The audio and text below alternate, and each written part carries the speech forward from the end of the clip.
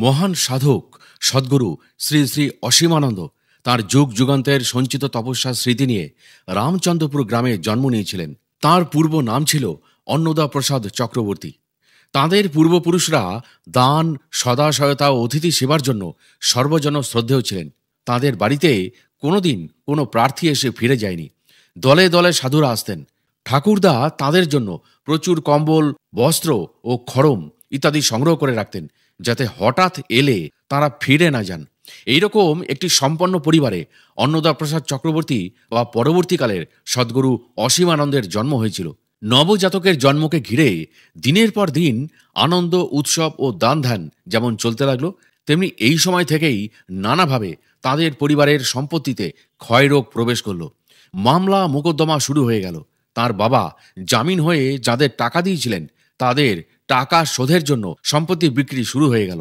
অন্নদার 7 বছর বয়সের সময় তার পরিবার প্রায় নিঃস্ব অবস্থায় এসে দাঁড়ালেন। এই সময়ের উল্লেখযোগ্য ঘটনা হলো অন্নদার 5 বছর 8 মাস বয়সের সময় তার ঠাকুরদার সজ্ঞানে দেহত্যাগ। বাংলা 1316 সালের কোজাগরী পূর্ণিমার দিন তিনি অসুস্থ হয়ে পড়লেন। তার কয়েক মুহূর্ত আগেই তিনি মাকে ডেকে বলেছিলেন, মা, কাল সকালে আমি চলে যাব, তোমার প্রার্থনা পূর্ণ হবে। ঐশ্বর্যের মধ্যে তোমার ছেলে ডুববে না। কয়েক বছরের মধ্যে এই বিষয় সম্পত্তি শেষ হয়ে যাবে, কিন্তু চিন্তা করো না মা। যে সাধুর চরণ ধরে পড়ে আছো তাঁরই কাছে এই পরিবারের সব ভার দিয়ে গেলাম। তিনি আসলে গোঁসাইজির কথাই বলতে চেয়েছিলেন। তিনি আরও বললেন, আশীর্বাদ করি দারিদ্র্যের মধ্যে জয়যুক্ত হও। মৃত্যুর ঠিক আগে তিনি মায়ের দিকে তাকিয়ে তাকে সেই ছবিখানা আনতে বললেন। মা গোঁসাইজির ছবিখানা তার হাতে দিতেই তিনি একবার ছবির দিকে আরেকবার আকাশের দিকে তাকিয়ে জোর হাত করে হাসতে হাসতে প্রণাম করলেন। তুলসী মঞ্চের সামনে ভূমিশয্যায় শায়িত ঠাকুরদা ওম নমঃ শিবায় এই মন্ত্র 3 বার উচ্চারণ করে মহাপ্রস্থান করলেন। অন্নদার ছেলেবেলায় তার বাড়িতে প্রতিদিন শত শত লোকের ভিড় হতো। সাধু সন্ন্যাসীর ভিড় লেগেই থাকত। ফকির, দরবেশ ও বৌদ্ধ সাধুরাও আসতেন।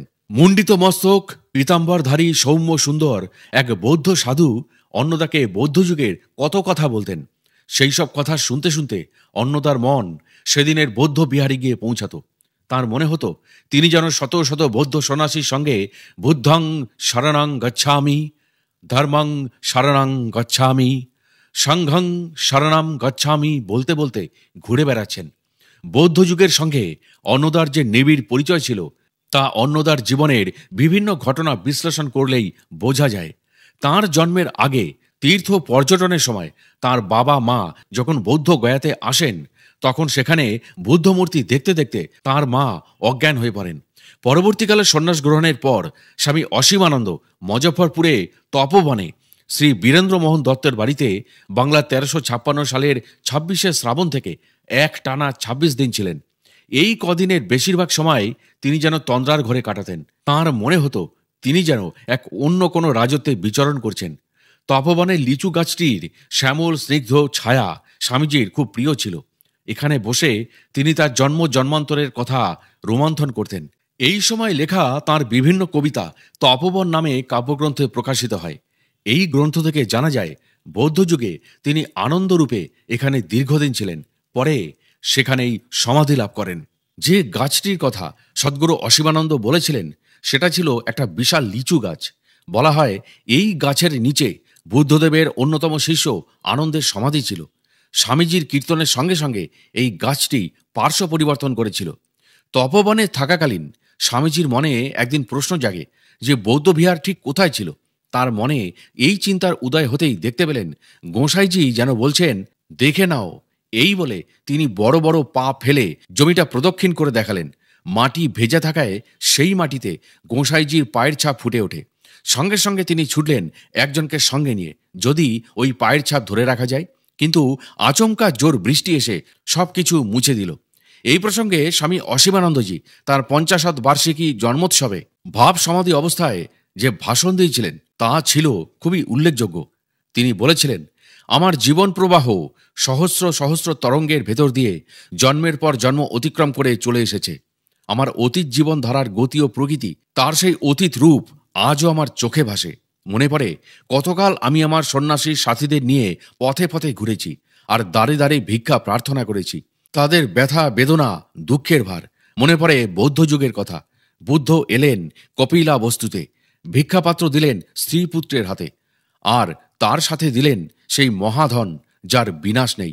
মনে পড়ে সেই সন্ন্যাসী সংঘ, সেই বৈশালী, নালন্দা, শ্রাবন্তী। বিহারের পথে পথে ভ্রমণ, বিহারের বুকে জমা রয়েছে সেই পবিত্র পুণ্য প্রবাহের ধারা। তপবনের কথা তোমরা কতবার জিজ্ঞাসা করেছ? তপবনকে কেন এত ভালোবাসি? তপবনে রয়েছে অনন্ত সম্পদ, তপবনের মাটিতে রয়েছে সেই মহাভাবের প্রবাহ। আমি তা অনুভব করি। একদিন শতাধিক ভিক্ষুর সাথে এই তপবনের মাটিতে এসে বসেছিলাম। সে কতকালের কথা। এখানেই হলো আমার শেষ সমাধি। সেই সমাধি এর মাটির নিচে রয়েছে। তার উপরেই জেগেছিল যে লিচু গাছ, তার অপূর্ব কাহিনী তোমরা জানো না। যারা দেখেছ তারা শুধু অবাকই হয়নি, মুগ্ধ হয়েছে। সেই তরুর সঙ্গে আমি কথা বলেছি। সেই তরু পার্শ্ব পরিবর্তন করেছে। আনন্দে এক রাত্রির মধ্যে তার সর্বাঙ্গে হয়েছে নব কিশলয়ের উদ্গম। এ কি কেউ বিশ্বাস করবে? কিন্তু এ কাহিনী নয়, সত্য ঘটনা। যারা চোখে দেখেছে তারা জানে। আমার সঙ্গে দেখা হবার 1 বছর পরে হঠাৎ তার হলো দেহান্ত। লিচু গাছের কাঠে এলো চন্দনের গন্ধ। তারপর সেখানে হলো মন্দির। আজ সেখানে হচ্ছে আমার গোসাইজির পূজা। ছোটবেলায় অন্নদার একটি প্রিয় স্থান ছিল তাঁদেরই গ্রামের রঘুনাথজির মন্দির। এখানকার বিগ্রহ জাগ্রত। কতদিন এই ঠাকুর দর্শন করতে গিয়ে অন্নদার মনে হয়েছে তার সামনে একটি সজীব মূর্তি দাঁড়িয়ে আছে। পরবর্তীকালে রঘুনাথজির সেবার একটি সম্পত্তি মামলার ব্যাপারে অন্নদাকে সাক্ষী দিতে হয়। তিনি যতক্ষণ কোর্টে দাঁড়িয়ে সাক্ষ্য দেন, দেখেছিলেন রঘুনাথজিও তাঁর পাশেই দাঁড়িয়ে রয়েছেন। বিকেল 4টের সময় সাক্ষ্যদান শেষ হয়। এদিকে পূজারী যতবারই রঘুনাথজির পূজা করতে মন্দিরে যান ততবারই বাধাপ্রাপ্ত হন। এইভাবে বেলা 4টে পর্যন্ত চলে। 4টের সময় যখন পূজারী আবার মন্দিরে যান তখন দৈববাণী হয়, এখন স্নান করে এসে আমাকে ভোগ দে। সকাল থেকে আমাকে অসীমানন্দের কাছে থাকতে হয়েছিল। তার সাক্ষ্য ছিল আজ। তাকে খাইয়ে তবেই আমি এসেছি। এই ঘটনার পরই মামলা মিটে যায় এবং রঘুনাথজির সম্পত্তি ফিরে আসে। বহুদিন এই রঘুনাথজির মূর্তি থেকে অন্নদা জ্যোতি বেরোতে দেখেছেন। তাদের গ্রামে দুর্গা মন্দিরে হতো দুর্গোৎসব। একবার মায়ের সঙ্গে অন্নদা যখন ঠাকুর দেখতে গেছেন, মা দেখলেন একটি উলঙ্গ ছেলে সতৃষ্ণ নয়নে অন্নদার দিকে চেয়ে আছে। মা সঙ্গে সঙ্গে অন্নদাকে নিয়ে উঠে গেলেন এবং ছেলেটিকে ডেকে অন্নদার জামা কাপড় তাকে পরিয়ে দিলেন। তারপর পেট ভরে তাকে মিষ্টি খাইয়ে বিদায় করলেন। মা বলতেন, একটি সন্তানেরও দীর্ঘশ্বাস পড়লে মায়ের পূজা উৎসব সম্পন্ন হয় না। অন্নদা কতদিন তার মাকে বিশ্বজননীর প্রাণ নিয়ে অশ্রুপাত করতে দেখেছেন। মা তাকে বলেছিলেন, অশ্রুই যেন তোর জীবনের সাথী হয়। ছোটবেলা থেকে অন্নদার দারুণ ঝোঁক ছিল শ্রীকৃষ্ণ পূজার। জন্মাষ্টমীর দিন উপোস করে থেকে সমস্ত দিন দল বেঁধে তাঁরা জঙ্গলে ঘুরতেন। সন্ধ্যায় ফিরে স্নান সেরে শ্রীকৃষ্ণের পূজা করতেন। তখন এক অপূর্ব তৃপ্তি ও আনন্দের অনুভূতি তাঁর সারা দেহ মনে বয়ে যেত। পরবর্তীকালে স্বামী অসীমানন্দ বলেছেন, শ্রীকৃষ্ণকে বাদ দিয়ে আজ আর কিছু ভাবতে পারি না। শ্রীকৃষ্ণ যেন সারাটি সৃষ্টির অণু পরমাণুর মধ্য দিয়ে রূপ নিয়ে আমার সামনে সর্বদা প্রকট হয়ে আছেন। ছোটবেলায় তার আরেকটি প্রিয় স্থান ছিল বর্তমান আশ্রমের অশ্বত্থমূল। এখানে এসে প্রায়ই অন্নদা চুপ করে ঘন্টার পর ঘন্টা কাটিয়ে দিতেন। এখানে বসলেই তার চোখের সামনে সিনেমার পর্দার মতো একের পর এক নানা ছবি ভেসে উঠত। তিনি তখন তার শিশুত্ব ভুলে যেতেন। তার ছেলেবেলায় হিমালয় থেকে একজন সাধু তাদের বাড়িতে প্রায় আসতেন।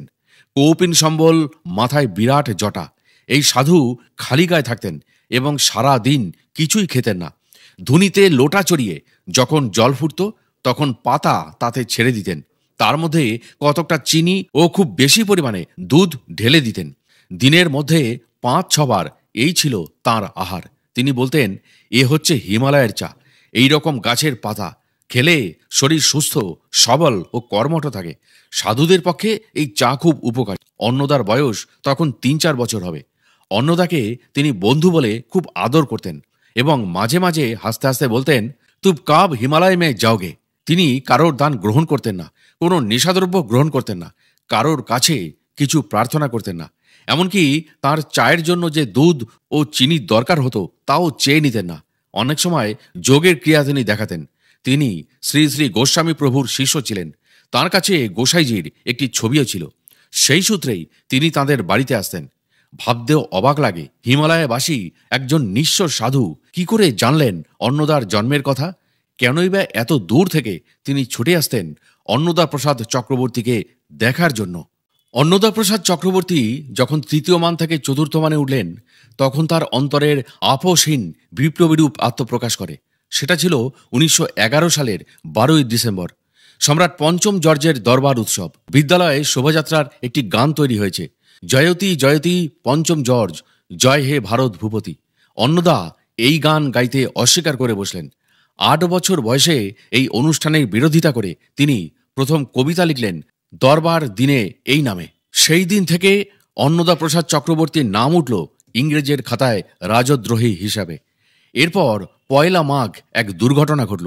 সকলের সাথে পাহাড়ে উঠতে গিয়ে পা পিছলে পড়ে গেলেন তিনি এবং গড়াতে গড়াতে একটা গাছে এসে আটকে গেলেন। তাড়াতাড়ি তার বাবাকে ডেকে নিয়ে আসলো।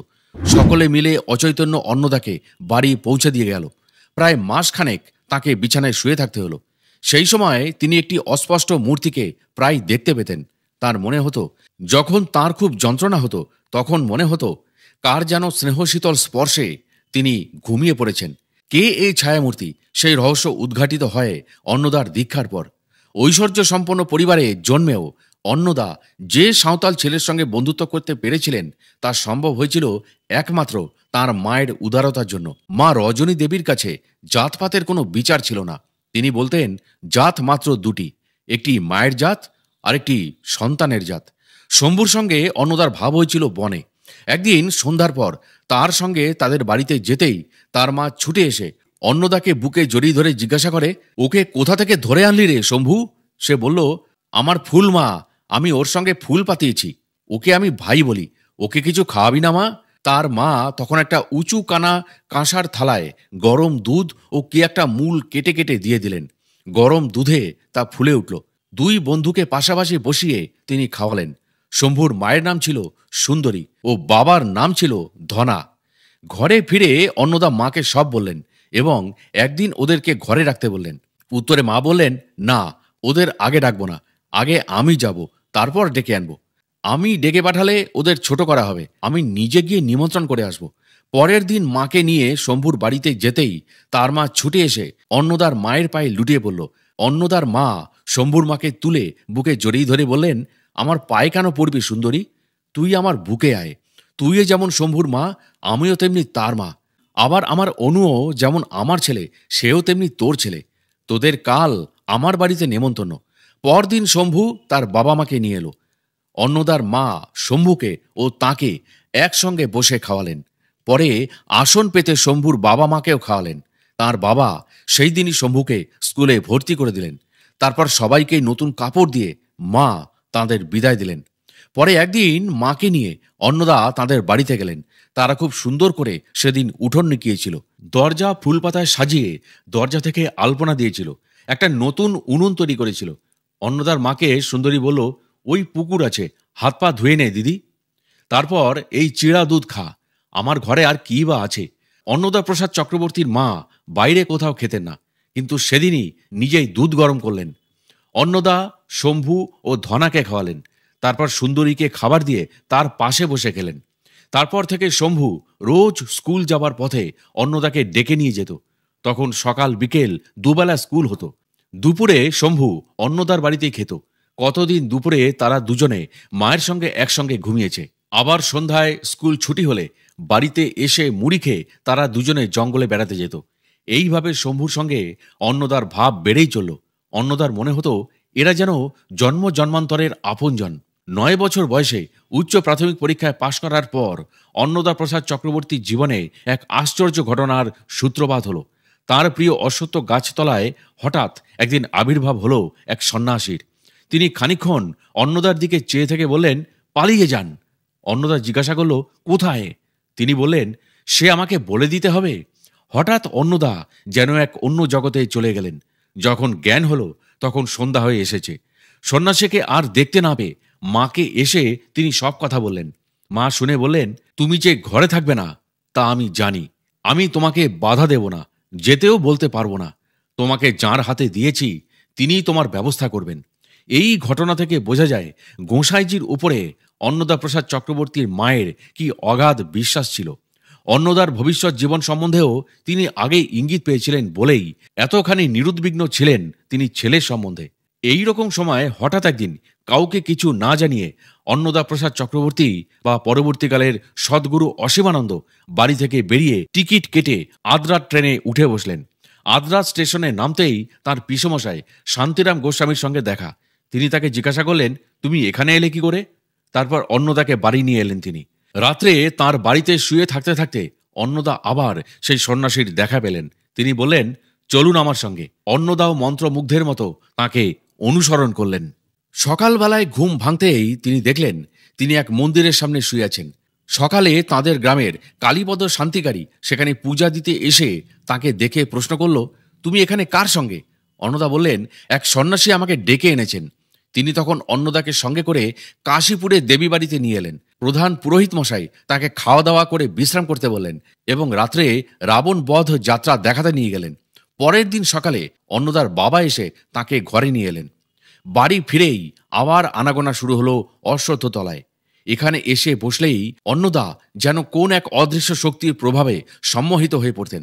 ভয় হতো না, বরং ভালোই লাগতো।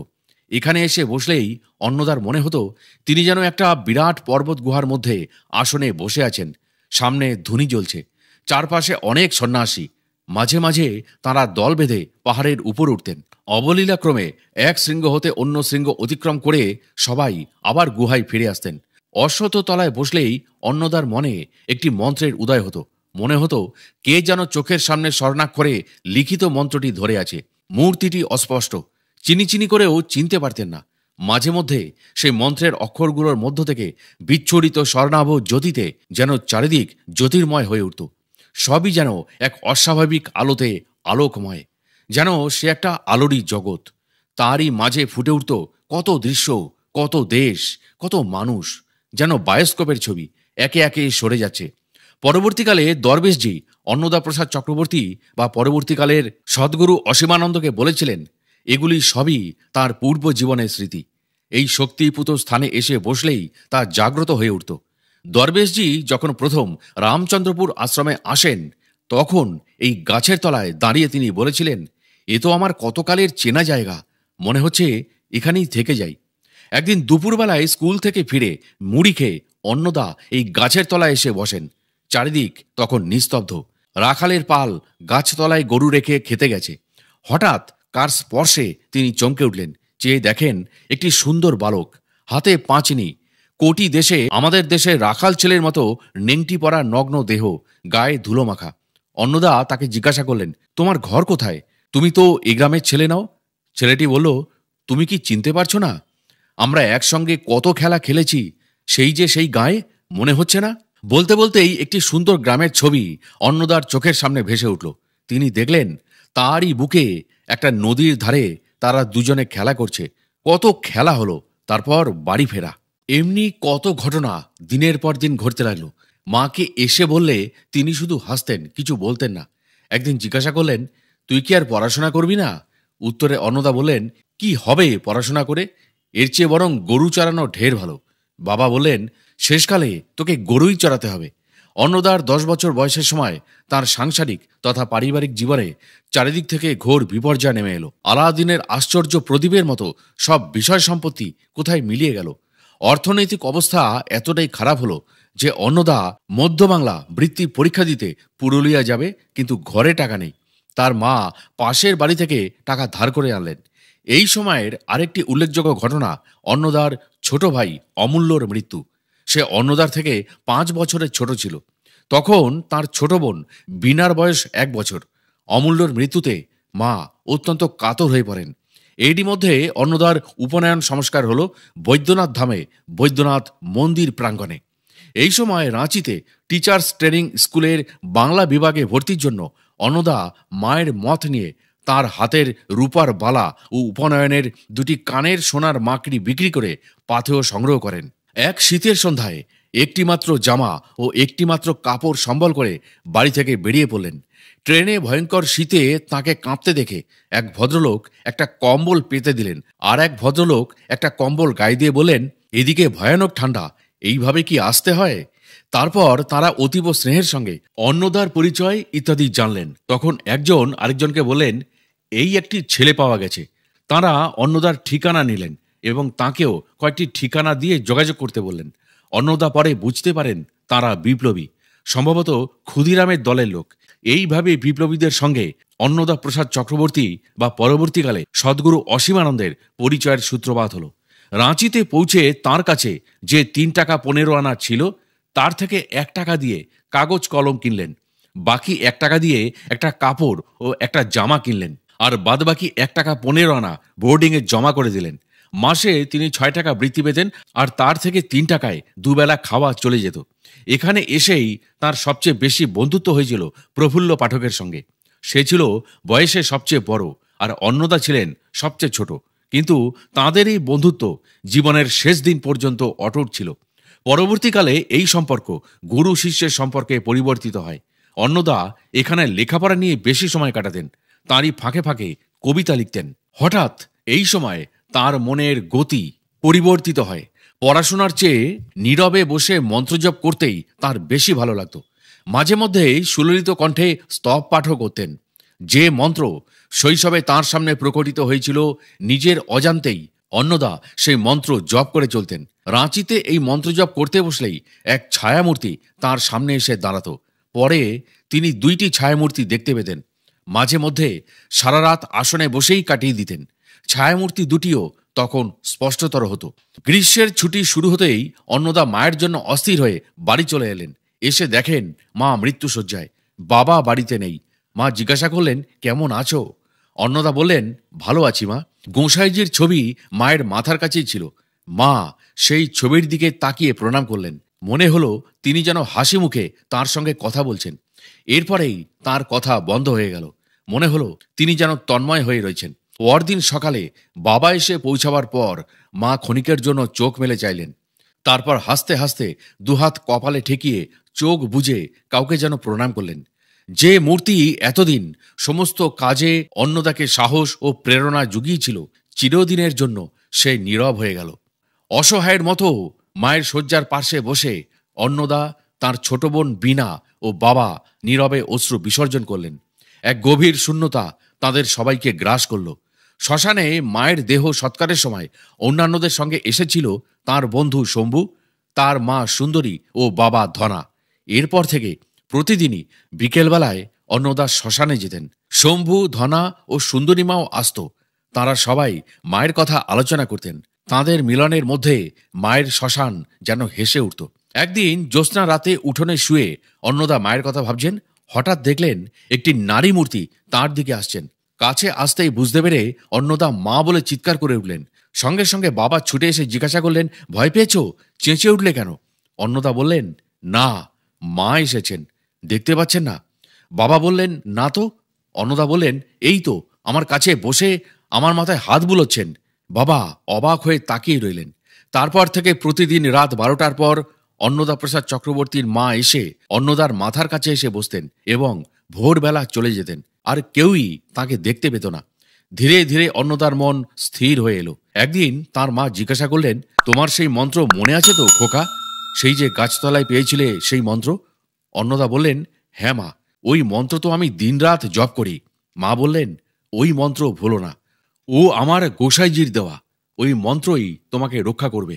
অন্নদা বললেন, এ আমি কখনোই ভুলব না মা। গ্রীষ্মের ছুটির পর সবার কাছ থেকে বিদায় নিয়ে অন্নদা আবার রাঁচিতে চলে এলেন। কিন্তু এখানে আসার পরই তিনি অসুস্থ হয়ে পড়লেন। তাঁর ডান পায়ের লোম ছিঁড়ে একটা ঘা হয়ে উঠল বিষাক্ত। বাড়িতে ফিরে এলেন তিনি। ঘা কিন্তু দিন দিন বাড়তেই লাগলো। কোনো চিকিৎসাতেই তা আরোগ্য হলো না। বাড়িতে বসে চলতে লাগলো খাতার পর খাতা কবিতা লেখা। প্রায় 6 মাস এইভাবেই কেটে গেল। তাঁর আর রাঁচি যাওয়া হলো না। হঠাৎ একদিন এক সন্ন্যাসী এসে তাকে বললেন এই ওষুধ লাগাতে। সেই ওষুধেই তার ঘায়ের গর্ত ভরে উঠল। পরে তাদের গ্রামের বলাই নাপিত একটা ওষুধ তৈরি করে দিল। তা লাগাতেই 5-6 দিনে ঘা একেবারে সেরে গেল। এই সময় তাদের আর্থিক অবস্থা খুবই খারাপ হয়ে পড়ে। তার বাবাও খুব অসুস্থ হয়ে পড়লেন। তার চিকিৎসার খরচ জোগাতে কোঠা ঘরের কাঠ 500 টাকায় বিক্রি হলো। এই সময় মূলত অর্থ রোজগারের উদ্দেশ্যে মাত্র 1 টাকা চারানার সঙ্গে নিয়ে অন্নদা প্রসাদ চক্রবর্তী বর্ধমানের উদ্দেশ্যে যাত্রা করলেন। তখন তার বয়স মাত্র 12 বছর 3 মাস। এই অল্প বয়সেই তিনি যেই কয়টি সত্য উপলব্ধি করেছিলেন তা তাঁরই ভাষায় এখানে উল্লেখ করা হলো। 1. পার্থিব বিষয় সম্পত্তির কোনো মূল্য নেই। 2. দেশের সেবার মধ্যেই ভগবানের সেবা করা হয়। 3. পিতামাতা, রোগী, দুস্থ ও অনাথ আতুরদের সেবা ও ভগবানের সেবায় কোনো তফাৎ নেই। ব্রাহ্মণের ঘরে জন্ম হলেই ব্রাহ্মণ হয় না, সাঁওতালের ঘরেও ব্রাহ্মণের জন্ম হয়ে থাকে, যেমন শম্ভু। মাতৃজাতির সেবাতেই, তাদের আশীর্বাদেই সত্যকার শক্তি লাভ করা যায়। 6. মহাপুরুষেরা আমাদের কল্যাণে বিভিন্ন উচ্চলোক থেকে অবতরণ করেন। এবং 7. পশুর মধ্যেও পূর্ব সংস্কার কাজ করে, পশুজনির মধ্যেও মহান আত্মা জন্মগ্রহণ করেন। বাংলা 1323 সালের 2রা জ্যৈষ্ঠ অন্নদাপ্রসাদ চক্রবর্তী বর্ধমানের উদ্দেশ্যে যাত্রা করলেন। কোথায় যাবেন, কি করবেন, এই সম্বন্ধে তার কোনোই ধারণা ছিল না। পাড়ার ছেলেমেয়েরা এগিয়ে এসে বলল, বাবার জন্য ভাবিস না, আমরা আছি, তার কোনো অসুবিধা হতে দেব না। বাবা জড়িয়ে ধরে তাঁর শিরস চুম্বন করলেন। তার অশ্রুধারা দুগণ্ড বেয়ে অন্নদার মাথার ওপর পড়ল। তাঁর দিকে তাকাতেই অন্নদা দেখলেন তাঁর মাও বাবার পাশে দাঁড়িয়ে আছেন। মা বললেন, কোনো ভয় নেই খোকা, তুমি বর্ধমানে যাও, সেখানে তোমার জন্য সব ব্যবস্থা তৈরি হয়ে আছে। বাবা বললেন, সামনে যা কাজ আসে তাই করো, সর্বদা মনে রেখো তুমি এখন আর বড়লোকের ছেলে নাও। বাড়ি থেকে বেরিয়ে দুর্গা মন্দিরে প্রণাম করে সেই অশ্বত্থ তলায় এসে দাঁড়ালেন অন্নদা। গাছটিকে জড়িয়ে ধরে তিনি বললেন, আবার কতদিন পরে দেখা হবে জানি না। স্টেশনে এসে তার একমাত্র সম্বল 1 টাকা 4 আনা দিয়ে বর্ধমানের টিকিট কাটলেন। দেখলেন বাবা ও গ্রামের ছেলেমেয়েরা এসে গেছে তাকে বিদায় জানাতে। ট্রেন ছাড়তেই তার মনে হলো স্নেহময়ী পল্লী জননী যেন বলছেন, আমায় ভুলে যাসনি খোকা। অন্নদার কবিমন বলে উঠল, মাগো, তোর বুকেতেই জন্ম, যেন তোর বুকেতেই মরি। এটা শুধু কথার কথা নয়। অন্নদাপ্রসাদ চক্রবর্তী বা পরবর্তীকালের সদ্গুরু অসীমানন্দ তাঁর রাজনৈতিক আধ্যাত্মিক জীবনের বহু প্রলোভনকে উপেক্ষা করে এই পল্লীমায়ের বুকেই তাঁর আশ্রম রচনা করেন এবং এখানেই শেষ নিঃশ্বাস ত্যাগ করেছিলেন। গাড়ি অন্ডাল স্টেশনে এসে থামল। এই যুক্ত যোগীর জন্য সব ব্যবস্থা যে আগে থেকেই করা ছিল তা তো অশরীরী মা আগেই বলে দিয়েছিলেন। এবার সেই আবরণ উন্মোচনের পালা। হঠাৎ একটি সুন্দরী মেয়ে এসে উঠল তাঁদের কামরায়। রুক্ষ চুলে রাশি তার পিঠের ওপর পড়েছে, মুখে চোখে যেন আগুন ফুটছে। হো হো করে হেসে অন্নদার পাশে বসে তাকে বলল, এত খোঁজাতে পারো? কেমন, বর্ধমানে যাচ্ছ তো? আমাকে বুঝি চিনতে পারছো না? তা পারবে কেন, তুমি কত বড় মানুষ। ট্রেন শুদ্ধ লোক ভাবছে এ কি পাগলি। পাগলি কিন্তু অসংকোচে অন্নদার পাশে বসে তাকে জড়িয়ে ধরে আদর করে বলল, এখন একবার ভালো করে চেয়ে দেখো তো বড় মানুষ, আমাকে চিনতে পারো কিনা? এত লোক তোমার খাচ্ছে আর আমার জন্যই ভাতে কুলোলো না। পাগলি হেসে তার হাত ঘুরিয়ে কত কথা বলতে লাগলো আর অন্নদার মাথায় হাত বুলোতে লাগলো। শুনতে শুনতে অন্নদা যেন অন্য লোকে চলে গেলেন। কত ছবি তার মানুষ পাটে ভেসে উঠে আবার অস্পষ্ট হয়ে যায়। পাগলি যেন একটার পর একটা দৃশ্য তার চোখের সামনে ধরতে লাগলো। এমনি অবস্থায় সন্ধ্যায় তারা বর্ধমান এসে পৌঁছালেন। স্টেশনে নেমে অন্নদাকে বুকে জড়িয়ে আদর করে পাগলি বলল, চললাম, মনে থাকবে তো, আবার দেখা হবে। অন্নদার সঙ্গে যুগল নামে তাদেরই গ্রামেরই আরেকটি ছেলে ছিল।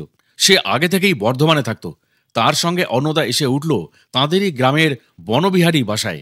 রাতে শুয়ে ঘুম আসে না, কেবলই পাগলির কথা মনে হতে লাগলো। মনে তার হতে লাগলো যেন কতদিনের চেনা, কতদিন যেন দেখেছে, চিনেও চিনতে পারছেন না তিনি। রাতে ঘুমের মধ্যে স্বপ্ন দেখলেন তার মা এসে বলছেন, পাগলিকে চিনতে পারলি না খোকা, এই দেখ।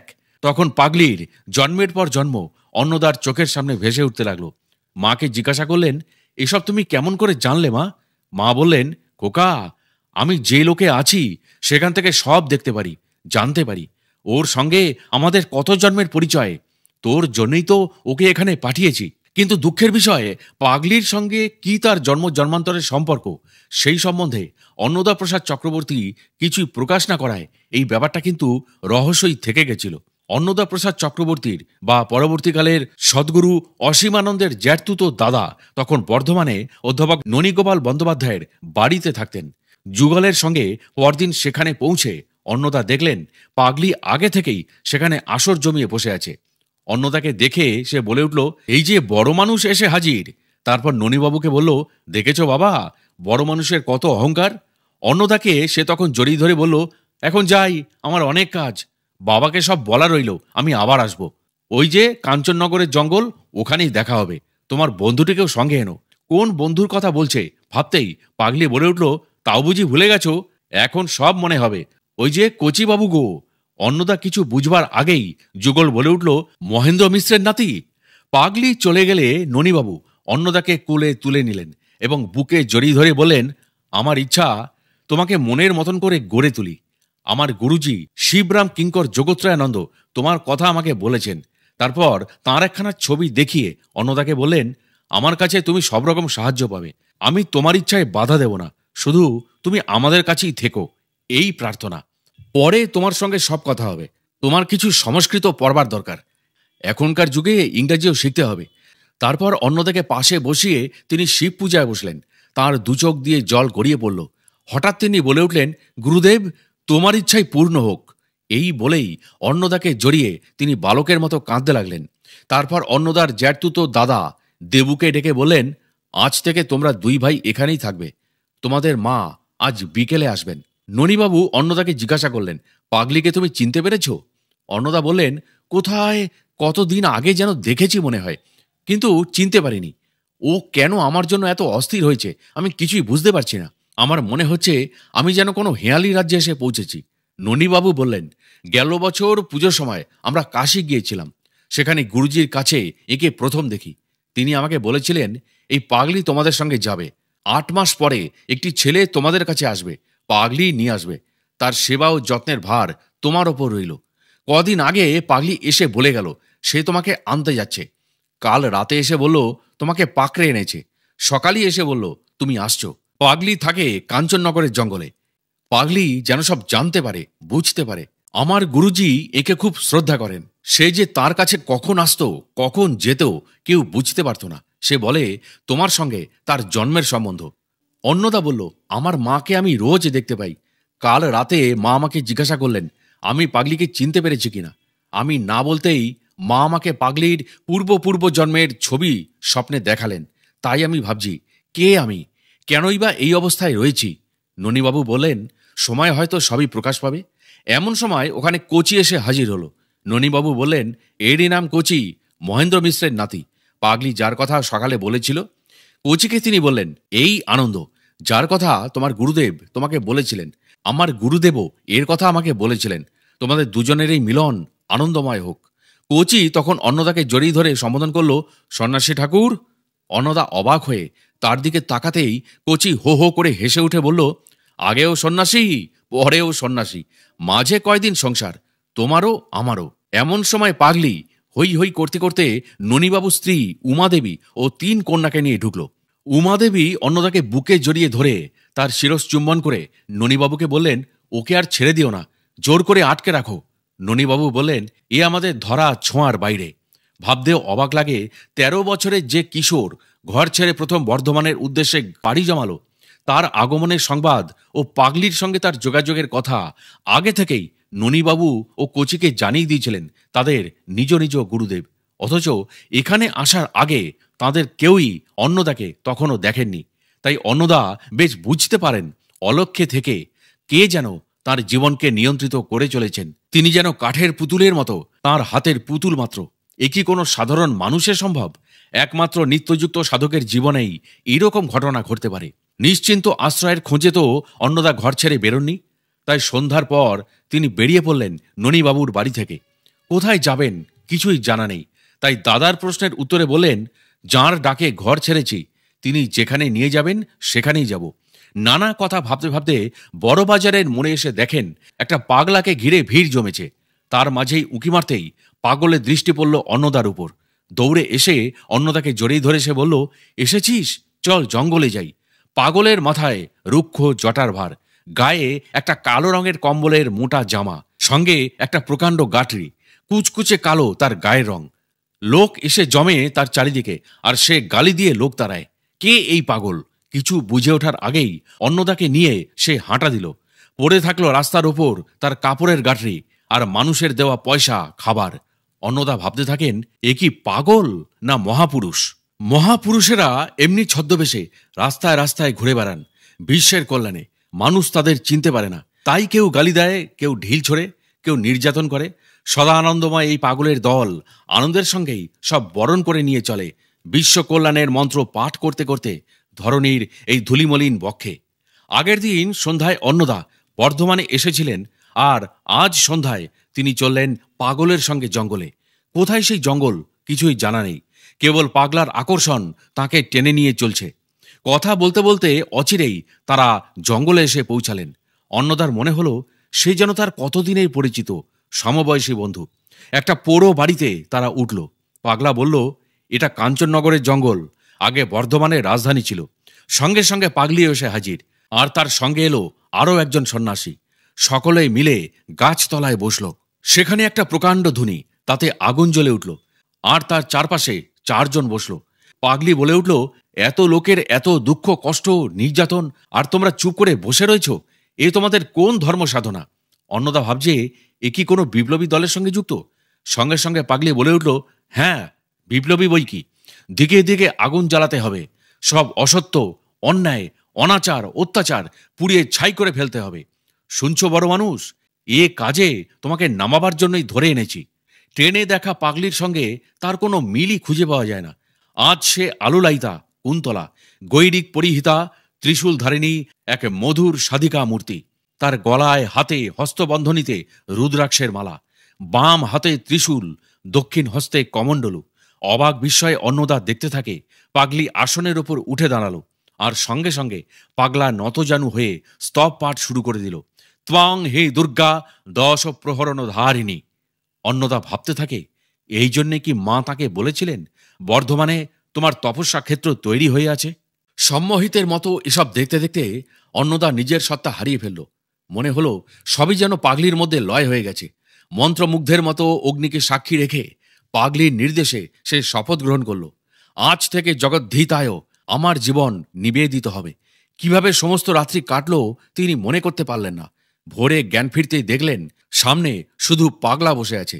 অন্নদাকে সঙ্গে নিয়ে পাগলা বড়বাজারের মোড়ে এসে একটা ঝাড়ু দিয়ে রাস্তা ঝাড়ু দিতে শুরু করলো। অন্নদাকেও বলল, দে রাস্তা ঝাড়ু দে। মন্ত্রমুগ্ধের মতো অন্নদা ঝাড়ু দিতে শুরু করলো। পাগলা বলে চলল, আজ থেকে তোর রাস্তা সাফ করার কাজ শুরু হলো। কতজনের রাস্তা তোকে সাফ করতে হবে। মল মূত্র নিষ্ঠিবন গ্রহণ করতে হবে, এতে অহং যাবে, দেহ মন শুদ্ধ হবে।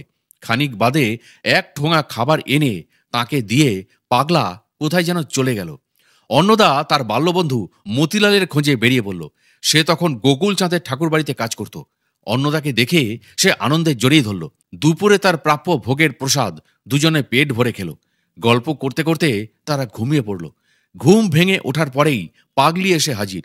অন্নদা ভাবে এ কি সব জানতে পারে? পাগলি বলল, আমি কাল থেকে অনেক দূরে চলে যাচ্ছি, পরে আবার দেখা হবে। সামনে যা কাজ আসবে করে যেও, আমি সব সময় তোমার কাছেই আছি যেন। বলেই তড়িৎ বেগে সে বেরিয়ে গেল। মতিলালের ওখানে রাতটা কাটিয়ে কিসের আকর্ষণে আবার বড়বাজারের মোড়ে এসে হাজির হন অন্নদা। আগের দিনের মতো আবার সেখানে ঝাড়ু দেওয়া হলে খাবার এনে দেয় পাগলা। সেখান থেকে মতিলালের আস্তানায় এসে খাবার খেয়ে ননীবাবুর বাড়িতে আসেন অন্নদা।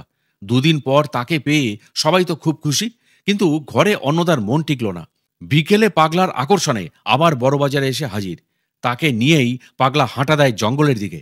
সন্ধ্যার পর আবার সেই পোড়োবাড়িতে এসে হাজির হয় তারা। পাগলি আগে থেকেই সেখানে উপস্থিত ছিল। অন্নদাকে বুকে জড়িয়ে আদর করতে করতে সে বলল, তুমি কেন এমনভাবে থাকো আনন্দ? তুমি ইচ্ছা করলেই তো সব করতে পারো। অন্নদা বলল, আমার নাম আনন্দ নয়, অন্নদা। পাগলি বলে, তা জানি গো বড় মানুষ, এটা যে তোমার আগের জন্মের নাম। অন্নদা ভাবতে থাকেন, এ কি তার আগের জন্মের কথাও জানে? পাগলি হো হো করে হেসে বলে ওঠে, সব ভুলে গেছো? অন্নদার কাছে সবই হেঁয়ালি বলে মনে হতে লাগলো। অন্নদাকে একটা আসনে বসিয়ে এক দৃষ্টে পাগলি তার দিকে চেয়ে বসে থাকে। অন্নদা ক্রমশ অনুভব করতে লাগলেন তার গুহ্যদ্বার ও লিঙ্গমুখের মাঝখান থেকে একটা শক্তি তরঙ্গ উপরের দিকে উঠে আসছে। তার সমস্ত শরীর কাঁপতে লাগলো। ক্রমে তার নাভিমণ্ডল ভেদ করে বুকের মাঝখানে এলো। সঙ্গে সঙ্গে অন্নদা অনুভব করলেন চারিদিকে শত শত বেণুবীণা বেজে উঠল, আর চারিদিক পূর্ণ হয়ে গেল নূপুর নিক্কণে। তিনি হারিয়ে ফেললেন তার দেহবোধ। শক্তি ক্রমে উঠে আসে কণ্ঠের পশ্চাৎভাগে, মেরুদণ্ডের কণ্ঠাংশে। অন্নদা চিৎকার করে ওঠেন, ওম ওম ওম। সেই শব্দ চারিদিকে প্রতিধ্বনিত হতে লাগলো। মনে হলো সমস্ত সৃষ্টিময় যেন এক সুর বাজছে, ওম ওম ওম। সেই শক্তি তরঙ্গের মধ্যে উঠতে উঠতে এক অপূর্ব আলো রাজত্বে পৌঁছে যান তিনি। শ্বেত শুভ্র আলোক ছটায় সমস্ত পূর্ণ, তার মাঝে ত্রিকোণাকৃতি এক অতি শুভ্র জ্যোতি অনুভূত হতে লাগলো। তখনই কে যেন দুহাত তাঁর মাথার উপর রেখে বলছে, ফেরো ফেরো। অন্নদা ভিতরে সেই বাণী শুনতে পেলেন। অর্ধবাহ্য অবস্থায় তিনি অনুভব করলেন পাগলি তাঁর মেরুদণ্ডের ওপর জোরে জোরে ঘর্ষণ করছে, উপর থেকে নিচের দিকে। ধীরে ধীরে একটু প্রকৃতিস্থ হলে পাগলি তাকে বুকে জড়িয়ে ধরে বলল, এমন করে কি ডুবে যেতে আছে? এই তো সবে শুরু, আগুন সবে তো জ্বলল। অন্নদার তখন উঠবার ক্ষমতা নেই, শরীর অবশ, মন যেন কোন অজানা চিন্তায় পূর্ণ, চোখ বিস্ময়ে বিহ্বল। পাগলি ও পাগলা তাকে প্রণাম করল। তিনি শুধু অবাক হয়ে চেয়ে রইলেন। নিজের অজান্তেই তাঁর দুটি হাত উঠে তাদের মাথার ওপর পড়ল। প্রতি প্রণাম করতে মন হল না, তাদের প্রণাম করতেও সংকোচ হল না। ঘুমে তার দুচোখ তখন জড়িয়ে আসছে। তিনি শুয়ে পড়লেন। পাগলি তার মাথা কোলের ওপর টেনে নিয়ে বলল, এমনি আলো রাজত্ব, আনন্দের রাজত্ব তোমার জন্য অপেক্ষা করছে। নির্বাক বিস্ময়ে অন্নদা শুধু শুনে গেলেন। ভোরে ঘুম ভাঙতে তিনি দেখলেন পাগলা ও পাগলি কেউই নেই। ধীরে ধীরে আবার সেই বড়বাজারের মোড়ে এসে দাঁড়ালেন তিনি। সেখানে পাগলা আগে থেকেই বসেছিল। অন্নদাকে দেখেই সে বলে উঠল, ওই যে একটি বাবু আসছে। তার সঙ্গে এসে অন্নদা কাজে যোগ দিল। বাসন মাজা, ঘর ধোয়া, কাপড় কাচা। অন্নদা দিনটাকে ভাগ করে এক কর্মতালিকা ঠিক করে নিলেন। ভোরে 4টে উঠে শ্যামসায়রে স্নানটি সেরে সন্ধ্যা ও নাম করা, তারপর বাসনপত্র মেজে 4টের পর আবার এসে কাজে যোগ দিতেন। একদিন ভূধরবাবু স্ত্রী বললেন, রান্নাও করতে হবে। প্রথম দিনই রান্না করতে যেয়ে ভাতের হাঁড়ি ভেঙে ফেললেন অন্নদা। সঙ্গে সঙ্গে গরম ভাতে অন্নদার হাত ও পা পুড়ে গেল। আলু বেটে তার রস ও হলুদ লাগিয়ে বেঁধে দেওয়া হলো। তিনি শয্যা গ্রহণ করলেন। রাতে ভূধরবাবুর বৈঠকখানায় শুয়ে যন্ত্রণায় কাতরাতে কাতরাতে একটু তন্দ্রার মতো আসে। হঠাৎ মনে হলো এক মাতৃমূর্তি পরম স্নেহে হাত বুলাচ্ছে তাঁর মাথায়। মা বলে চিৎকার করতেই, এই যে বাবা বলে তার চোখ দুটি মুছিয়ে দিল পুঁটিয়া মা। ভূধরবাবুর মুখে শুনে তার মাতৃ হৃদয়ে স্থির থাকতে পারেনি। সারা রাত তাঁর মাথার কাছে বসে পুঁটিয়া মা হাওয়া করল। আর ভোর হতেই সকলের অজ্ঞাতে সে চলে গেল। অন্নদা ভাবতে থাকে, কোন দুষ্কৃতির ফলে তার এই প্রারব্ধ ভোগ। রোজ সকালে অন্নদা যখন তার বাড়িতে টাকা দিতে যেত, পুটিয়া মা স্নান সেরে শুদ্ধ বস্ত্র পরে দাঁড়িয়ে থাকত। অন্নদা মা বলে ডাক দিতেই সে গলায় আঁচল দিয়ে তাকে প্রণাম করত। ক্রমে ওই বাড়ির সব মেয়েরাই এসে তাকে প্রণাম করত। পুটিয়া তাকে খোকা বলে ডাকত, আর অন্য মেয়েরা বলতো বাবা ঠাকুর। পরদিন ভোরে কোনো রকমের টাকা নিয়ে বেরোতেই অন্নদা দেখলেন পুটিয়া মা রাস্তায় দাঁড়িয়ে আছে। অন্নদাকে কোলে তুলে নিয়ে সোজা তার উপরের ঘরে নিয়ে তুলল সে। অন্নদাকে কোলে বসিয়ে কত আদর করতে লাগলো। তার দুচোখ দিয়ে তখন গড়িয়ে পড়ছে অবিরল অশ্রুধারা। সে বলল, ও বাড়ি তুই ছেড়ে দে খোকা, তুই আমাকে মা বলিস, আমার সব তোকে দিয়ে যাব, তোর জন্য আলাদা বাড়ি করে দেবো, বামুন রেখে দেবো। তার মুখের দিকে তাকিয়ে অন্নদার মনে হয় তার স্বর্গগত মাই যেন আজ এই মাতৃমূর্তির মধ্যে রূপ নিয়েছে। পুটিয়া তাকে কোলে করে পৌঁছে দিত ভূধরবাবুর বাড়িতে। সেদিন ভূধরবাবু তার বন্ধুকে নিয়ে বাড়িতে মদের আসর বসালো। মদ ফুরিয়ে গেলে সে অন্নদাকে হুকুম করলো মদ নিয়ে আসতে। অন্নদা অস্বীকার করায় তাকে অকথ্য ভাষায় গালি দেয় সে। স্থির থাকতে না পেরে অন্নদা দুইজনকে 2 থাপ্পড় মেরে তোর বাড়িতে পেচ্ছাপ করি বলে বেরিয়ে পড়েন। সোজা এসে ওঠেন মতিলালের কাছে। সব শুনে মতিলাল বলে, এই ঠাকুর বাড়িতে একটা কাজ আছে। দিনে 1 সের চালের ভাত আর 4 পয়সা মাইনে, রাত্রে 3টি লুচি। কাজ কিন্তু অনেক, পরিচারকের কাজ, পারবি তো? অন্নদা রাজি হতেই কাজের ব্যবস্থা হয়ে গেল, এবং এও ঠিক হলো যে তার হাত পায়ের ঘা সারলেই তাকে কাজে যোগ দিতে হবে। ওখান থেকে ননীবাবুর বাড়িতে আসতেই উমামা ছুটে এসে তাকে কোলে নিয়ে ওপরে চলে গেলেন।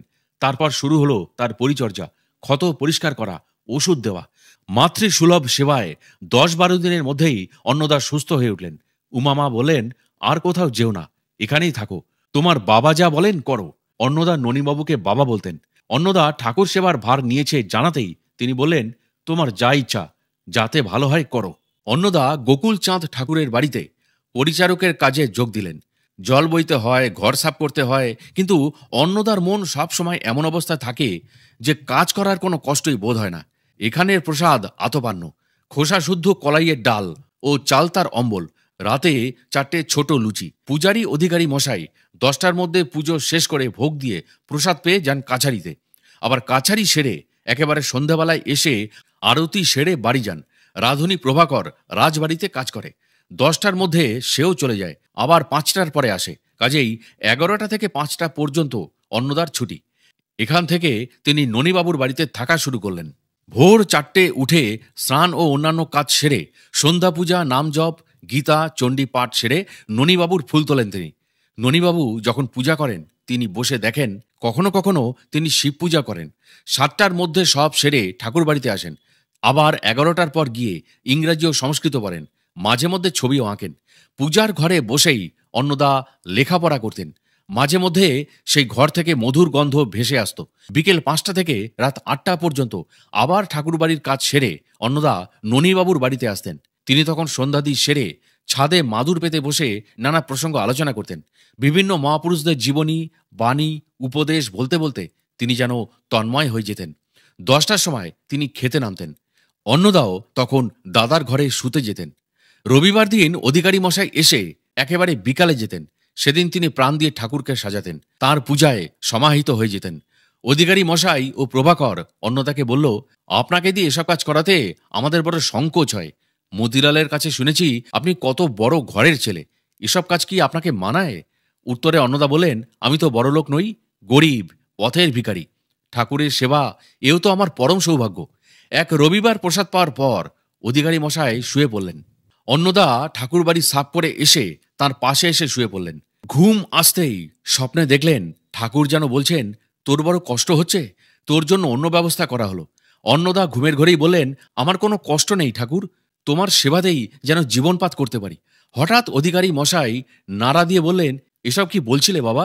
অন্নদা বললেন যে তিনি স্বপ্ন দেখছিলেন।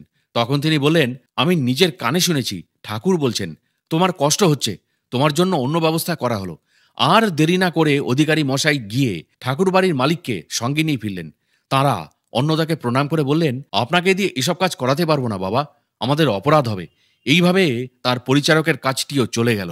মনে মনে তোমার ইচ্ছায় পূর্ণ হোক বলে গোকুল চাঁদের উদ্দেশ্যে প্রণাম জানিয়ে মতিলালকে সঙ্গে নিয়ে অন্নদা গোলাপবাগ দর্শন করে ননীবাবুর বাড়ির দিকে চলতে লাগলো।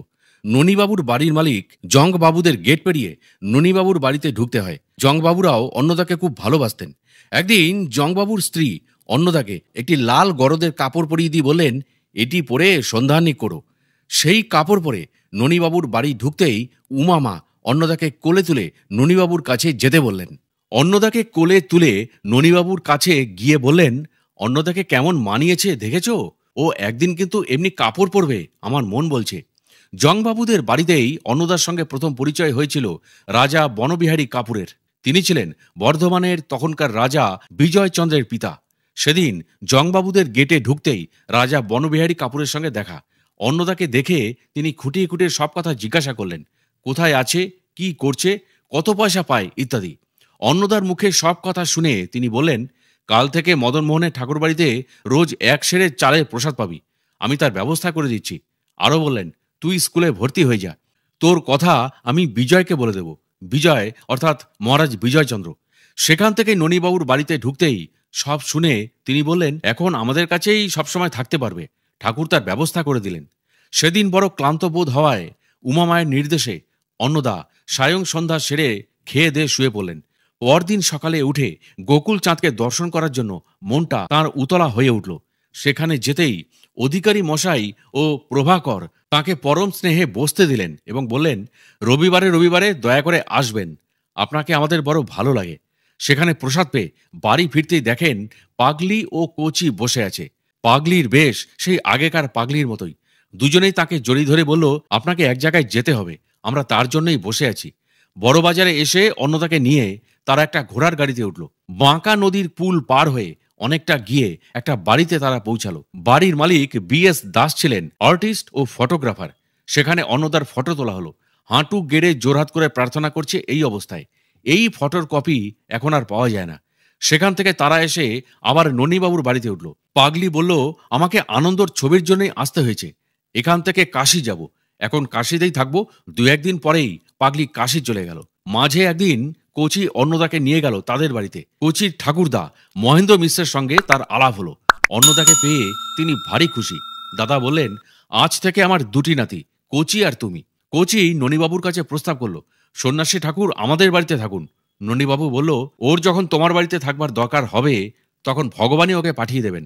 যেমন চলছে চলুক, ইচ্ছা করে কিছু না করাই ভালো। ওর স্বাধীন শক্তি স্ফুরণে আমরা শুধু সাহায্য করে যাব।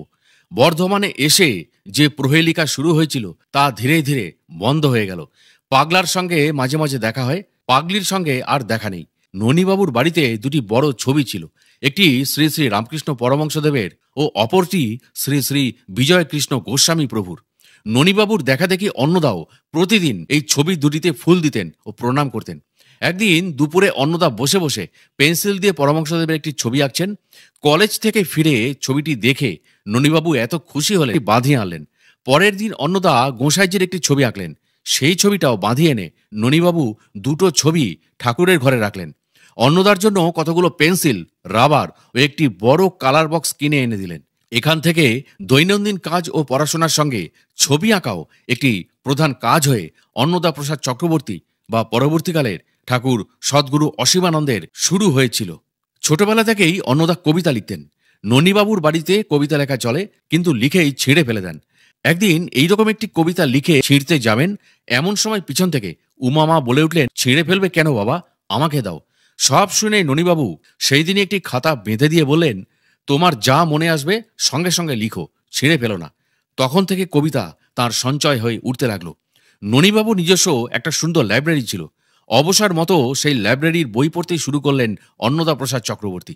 একদিন ননীবাবু বিজয়কৃষ্ণ গোস্বামীর জীবনী তার হাতে দিয়ে বললেন, আর সমস্ত বই পড়া ছেড়ে আগে এই জীবনীটি পড়ো, ধীরে ধীরে পড়বে, এমন জীবনী আর পাবে না।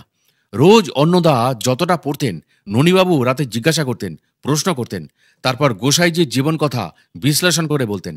অন্নদার সঙ্গে উমামাও মুগ্ধ হয়ে শুনতেন। মাঝে মাঝে অন্নদা পড়তেন, ননীবাবু ও উমামা শুনতেন। গোসাইজির ছবি ছোটবেলা থেকেই বাবা মার কাছে দেখেছিলেন অন্নদা প্রসাদ। তাঁর জীবনী পড়ে অন্নদার মনে এক অপূর্ব আনন্দের আস্বাদ অনুভূত হতে লাগলো। ননীবাবুকে তিনি জিজ্ঞাসা করলেন, গোসাইজিকে কত পরলোকগত আত্মা দেখা দিতেন, আমরা কেন গোসাইজিকে দেখতে পাই না? পরদিন কয়েকটি বই নিয়ে এসে ননীবাবু বললেন, এই বইগুলি পড়ে বুঝতে পারবে পরলোক আছে ও পরলোকের আত্মাকে দেখা যায়, কথা বলা যায়। অন্নদা বললেন, আমি নিশ্চয়ই গোসাইজিকে দেখব। ননীবাবু হেসে বললেন, আমি বলছি তুমি নিশ্চয়ই দেখা পাবে। তিনি রোজ মনে করিয়ে দেন, আনন্দ করবার সময় তোমার জীবনে ঢের আসবে, বিরাট কর্মপ্রবাহের মধ্যে তোমার জীবন কাটাতে হবে, বিশ্রাম তোমার জীবনে নেই। এই বিরাট ব্রহ্মাণ্ডের এই বিশাল সৃষ্টি রহস্য ভেদ করতে হবে, জানতে হবে, কঠোর সাধনা করতে হবে। এই বলে তিনি তার গুরুজি স্বামী যোগত্রয়ানন্দ, অন্নদা এবং তার ভবিষ্যৎ জীবন সম্বন্ধে যা যা লিখেছেন তা অন্নদাকে দেখালেন। অন্নদার বিস্ময় ভরা চোখের দিকে তাকিয়ে ননীবাবু বলে চলেন, মহাপুরুষেরা সব জানেন, ত্রিকালজ্ঞ তাঁরা। তোমার অতীত, ভবিষ্যৎ, বর্তমান সবই আমার গুরুজি জানেন। তাঁর কথা মতো তোমার সব কথা ওনাকে জানিয়েছি। তোমার সম্বন্ধে তিনি যা ভবিষ্যৎবাণী করেছেন তাও আমার কাছে আছে। অন্নদা বিস্ময়ে হতবাক। বর্ধমানে আসার পূর্বে তিনি ছিলেন রামচন্দ্রপুর গ্রামে, ননীবাবু বর্ধমানে আর তার গুরুদেব কাশীতে। এদের কারোর সঙ্গেই তো অন্নদার কখনো সাক্ষাৎ হয়নি। অথচ যোগত্রয়ানন্দজি অন্নদার বর্ধমান আসার কথা, তার ভবিষ্যৎ জীবনের ছবি নিখুঁতভাবে ননীবাবুকে বর্ণনা করেছিলেন। কিন্তু দুর্ভাগ্যবশত কি ছিল সেই ভবিষ্যৎবাণী তা অন্নদা আত্মজীবনীতে উল্লেখ না করায় এই সম্বন্ধে আর বেশি কিছু জানার উপায় নেই। একদিন তাঁর এই প্রথম শিক্ষাগুরু ননীবাবু তার বাবার অবস্থার কথা জিজ্ঞাসা করলেন এবং কিভাবে তাকে প্রতি মাসে কিছু টাকা পাঠানো যায় তাই ভাবতে লাগলেন। অন্নদার দাদা তখন সবে রাজবাড়িতে একটা কাজে যোগ দিয়েছে। তখন থেকে অন্নদা অবসর সময় কাগজের ঠোঙা বানাতে শুরু করলেন। বাজার থেকে কাগজ কিনে বড় ঠোঙা তৈরি করতে লাগলেন। দিনে 10 থেকে 12-22 ঠোঙা তৈরি হতো। তা বিক্রি করে অন্নদা বাবাকে টাকা পাঠানোর ব্যবস্থা করলেন। তখন তার মনের মধ্যে সদা সর্বদা এক আনন্দের স্রোত বয়ে চলত। হঠাৎ তাঁর কাছে একদিন রাজা বিজয়চন্দ্রের একটা চিঠি এলো। তাতে শুধু 2 লাইন লেখা, আমার সঙ্গে দেখা করো, স্বাক্ষর বর্ধমান। ননীবাবুর পরামর্শেই পরের দিনই অন্নদা রাজবাড়িতে তার সঙ্গে দেখা করতে গেলেন, কিন্তু সেখানে দেখা করতে পারলেন না। তখন একজন পরামর্শ দিল, মহারাজ প্রতিদিন বিকেলে সর্বমঙ্গলা মন্দিরে প্রণাম করতে যান, সেখানে দেখা করার সুবিধা। পরদিন অন্নদা আগে থেকেই মন্দিরের ভিতরে ঢুকে থাকলেন। গাড়ি থেকে অন্নদাকে দেখে মহারাজ অতি স্নেহপূর্ণ স্বরে জিজ্ঞাসা করলেন, কিছু বলতে চাও? অন্নদা চিঠিটা তার হাতে দিলেন। তা দেখে তিনি বললেন, যাওনি কেন? অন্নদা জানালেন যে তাকে কেউ ঢুকতে দেয়নি। একটু ভেবে মহারাজ বললেন, এই টাকা নাও, বই কিনো। আমি আজই হেডমাস্টারকে বলে দিচ্ছি তোমাকে ভর্তি করে নিতে। যখন যা দরকার হবে লিখো। প্রাইভেট অফিসে গেলেই আমার সঙ্গে দেখা করিয়ে দেবে। এই বলে তিনি অন্নদার হাতে, গায়ে, মাথায় হাত বুলিয়ে আদর করে দিলেন। পরদিন ননীবাবু অন্নদাকে ভর্তি করাতে স্কুলে নিয়ে গেলেন। শিক্ষকরা পরীক্ষা করে 5th ক্লাসে ভর্তি করে নিলেন। তখনকার দিনে 10ম শ্রেণীকে বলা হতো ফার্স্ট ক্লাস। অন্নদাও পুরোদমে পড়াশোনা শুরু করলেন। মহারাজ যে টাকা দিয়েছিলেন তা দিয়ে বই খাতাপত্র কিনেও কিছু টাকা বাঁচল। ননীবাবুর পরামর্শে কয়েকটি অভিধান কেনা হলো। প্রতিদিন 10টার সময় তিনি স্কুলে যেতেন। 4টে বাড়ি ফিরে ঠাকুরবাড়ির প্রসাদ অর্ধেক খেয়ে অর্ধেক জল দিয়ে রেখে দিতেন।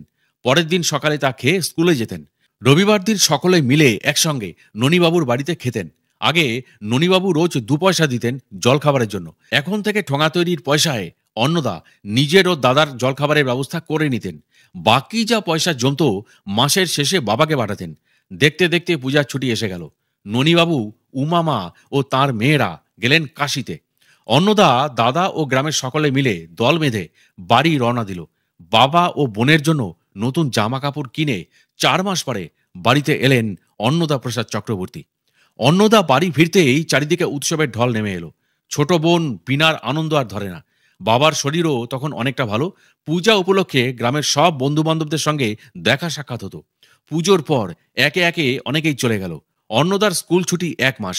প্রতিদিনের সন্ধ্যা আহ্নিক, নাম জপ ইত্যাদির সাথে নিয়মিত চলল পড়াশোনা। রোজ বিকেলে তিনি জঙ্গলে গিয়ে সেই অশ্বত্থ তলায় বসতেন। এই সময় একদিন পণ্ডিত রাখালচন্দ্র বিদ্যারত্ন গ্রামে এলেন।